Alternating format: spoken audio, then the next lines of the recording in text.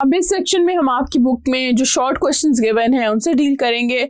So let's move on to your first question and that is what are the major organs involved in homeostasis in human body. State the roles of each of these organs. तो वो आपसे ये पूछ रहे हैं कि homeostasis में कौन से मेजर ऑर्गन्स इन्वॉल्व्ड हैं. तो आप बताएं सबसे पहले कि होम्योस्टेसिस इन ह्यूमन क्या है और उसमें कौन से मेजर ऑर्गन्स हैं. We have our lungs, we have our skin and we have our kidneys.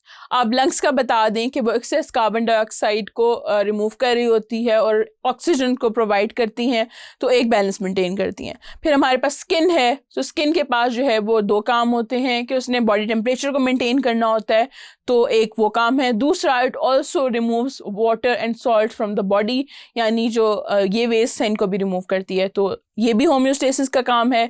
तीसरा हमारे पास किडनीज आ जाती हैं. किडनीज जो हैं वो एक बहुत मेजर ऑर्गन है. वो क्या करती हैं, एक्सेस वाटर, सॉल्ट, यूरिया और यूरिक एसिड्स को ब्लड में से जो है वो निकाल देती हैं और यूरिन फॉर्म करती हैं. तो ये सारी जो चीज़ें हैं ये होम्योस्टेसिस परफॉर्म कर रही होती हैं और उनके हमने रोल्स भी बता दिए. So next short question is identify and label the following diagram.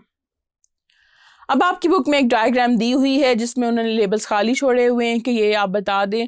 This one is the closest visual I could find that matches your book. अब इसमें हम देखेंगे कि उसमें उन्होंने जो खाली जगह छोड़ी हुई हैं वो हम शुरू कर देते हैं सबसे पहले ग्लोमेरुलस से, कि ग्लोमेरुलस वाली वो बिल्कुल एम्प्टी थी, वो ग्लोमेरुलस है structure. Then this cup shaped structure is Bowman's capsule. तो आपकी बुक ने ये सारे जो लेबल्स हैं वो खाली छोड़े हुए हैं. सो लेट्स सी कि हमारे पास क्या है. तो हम यहाँ से शुरू कर लेते हैं कि सबसे पहले हमारे पास ये जो स्ट्रक्चर है इसकी बात हो रही है कि ये स्ट्रक्चर कौन सा है. तो ये स्ट्रक्चर्स हमारे पास क्या है, ये हमारे पास ग्लोमेरुलस है, तो हमने इसको लेबल कर दिया. दूसरा इसके बाद एक आउटर स्ट्रक्चर ये वाला जो है इस पे उन्होंने पॉइंट आउट किया हुआ है. यहाँ पे यू कैन सी कि ये कौन सा स्ट्रक्चर है, तो दैट इज बोमेंस कैप्सूल. तीसरा उससे हम थोड़ा सा आगे चले जाएं तो ये रीजन आता है जो कि एक लेबल गिवन है, एक पॉइंट गिवन है बट लेबल नहीं है. तो this is proximal convoluted tubule.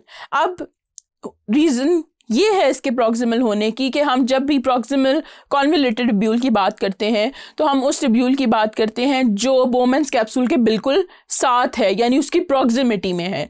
तो आपने हमेशा डायग्राम लेबल करते हुए देखना है कि इससे डिफरेंट डायग्राम भी आ सकती है. ऐसी डायग्राम भी आ सकती है जिसमें ये स्विच हुआ हो कि बोमेंस कैप्सूल इस तरफ हो और जो दूसरा कलेक्टिंग डक्ट वाला रीजन है वो इस तरफ हो. तो आपने हमेशा ये देखना है कि वो रीजन जो बोमेंस कैप्सूल के बिल्कुल साथ है वो हमेशा प्रॉक्सिमल कॉन्वोल्यूटेड ट्यूब्यूल होती है. उसके बाद हम नीचे आ जाएं तो ये वाला रीजन जो है यहाँ पे एक पॉइंट गिवन था and that is loop of Henle, उसको हमने लेबल कर दिया. आगे चले जाएं तो यहाँ पे ये जो ट्यूब्यूल है इसका एक पॉइंट गिवन है कि ये क्या है. तो this is distal convoluted tubule.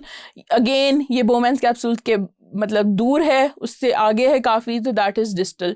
और ये दोनों नाम जो हैं ये इसी वजह से हैं. Then there is this point जिसको हम कहते हैं ये एक डक्ट है पूरी की पूरी और इसको हम कहते हैं कलेक्टिंग डक्ट. अब हमने आपकी बुक के MCQs, long question, short question, हर एक चीज़ को डिटेल में डिस्कस कर लिया है and I have tried my level best कि मैं हर चीज़ अच्छे से एक्सप्लेन कर दूँ. This is your biology instructor Zainul Arfeen from tutoria.pk.